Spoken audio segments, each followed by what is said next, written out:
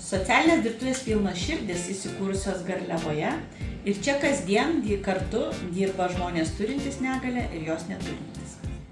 Pagrindinė socialinių dirbtuvių užduotis yra paruošti žmonės su intelekto negalia atvirai darbo rinkai, taip pat įgyti socialinių įgūdžių bei darbinių įgūdžių.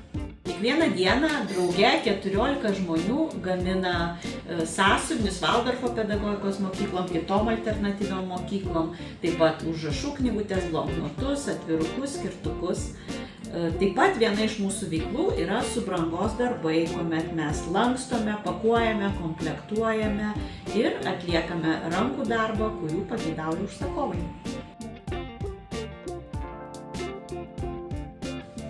Šioje darbinėje erdvėje kasdien susitinkame vienas kitą, bet svarbiausia susitinkame save. Ir taip auginame vienas kitą.